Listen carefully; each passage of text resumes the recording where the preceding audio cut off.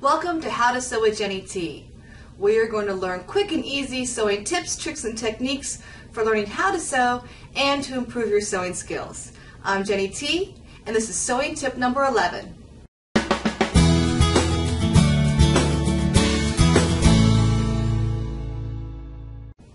It's all about sewing tote bags at simplesewingprojects.com. So I thought for this episode of How to Sew with Jenny T, we would make together this grocery tote. Now this is a really nice tote bag. It may not be the most decorative bag, but it is absolutely the most functional. It is a nice full size where you can stuff it with your heavy groceries or your crafts, or if you're going to a sewing expo for all the stuff you're going to buy, those patterns and fabrics and fat quarters and everything else that you're probably going to pick up. But it's a nice size tote for just about anything. It's also reinforced and strong. It's got a reinforced bottom. The straps go around the entire length and bottom of the tote, and it has a lot of reinforced stitching. So this is a great functional and if you want, decorative tote bag that you can use for just about anything.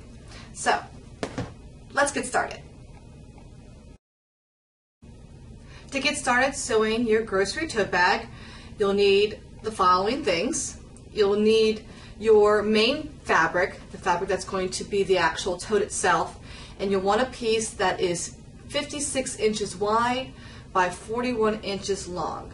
So if you have a 60-inch wide piece of fabric, you'll need 1.5 yards, and if you have a 48-inch wide fabric, you'll need 2 yards. Okay, so you'll need to cut out a piece that's 56 inches wide by 41 inches long.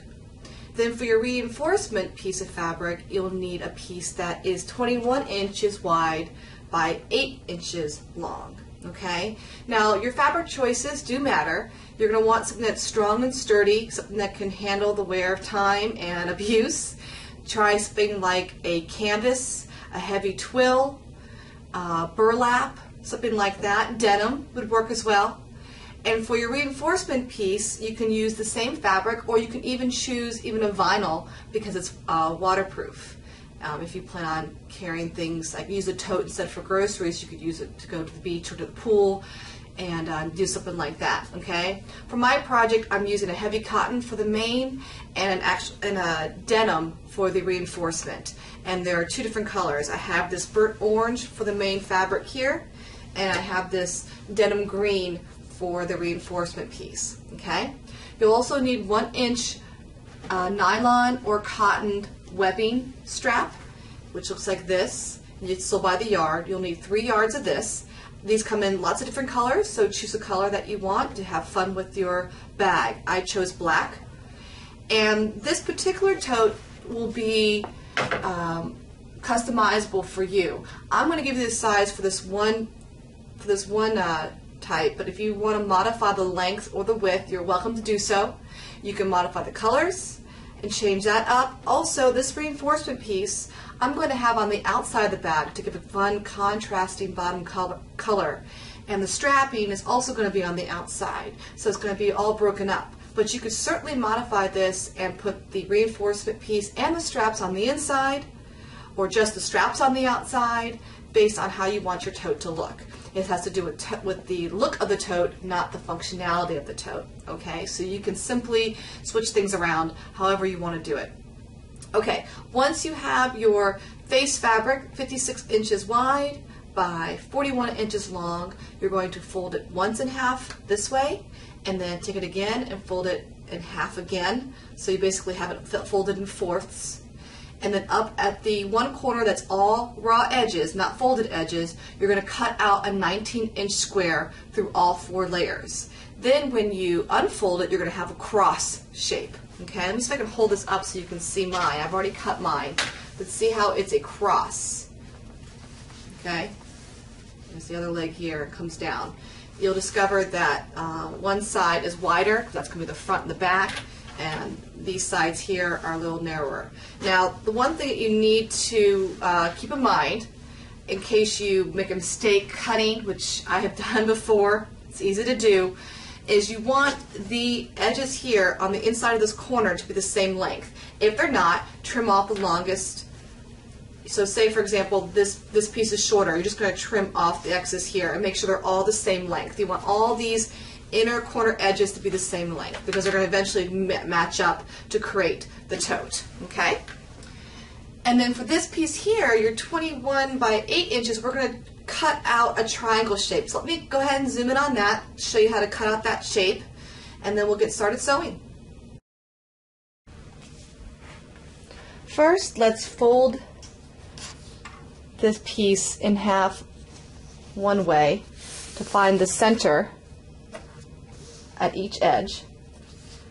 Okay, just finger press there to get the center, and then do the same this way as well.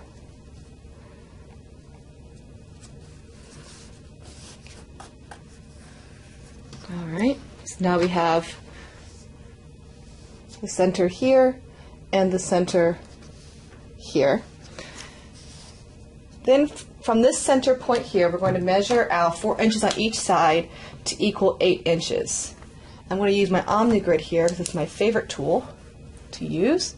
This is the center, and this is 4 inches over here, and 4 inches over here. That's 8 inches wide. Do that on both the bottom and top edge here. So we do it down here as well.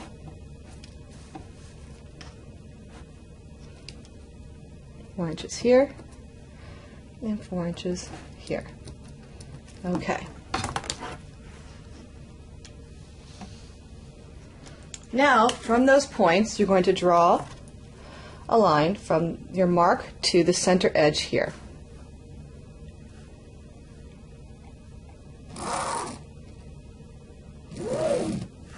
That, and the same on this side as well.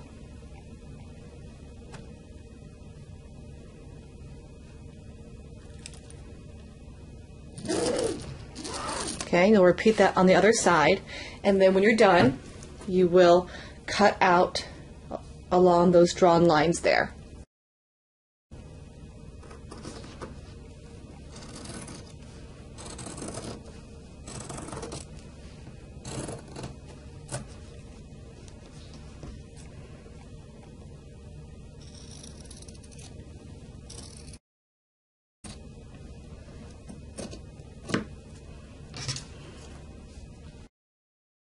Now take this piece to your ironing board and you're going to fold under to the wrong side of your fabric, 1/2 inch, and press.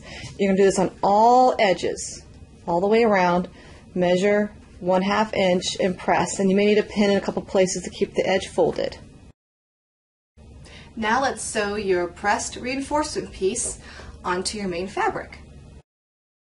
Lay your pressed piece wrong side down onto your main fabric, and the points of the triangles will point at the thinner arms, if you will, and then the wider piece is right here for the straight edges. Now, if you don't like the look of your reinforcement piece, you can place this on the wrong side of your face fabric, or if you want this on the outside of your bag, you can place this on the right side of your fabric. My fabric kind of looks the same on both, so I'm just going to put it on the right side of the fabric, if you will, because I want it to be seen on the outside of the tote. You'll center it.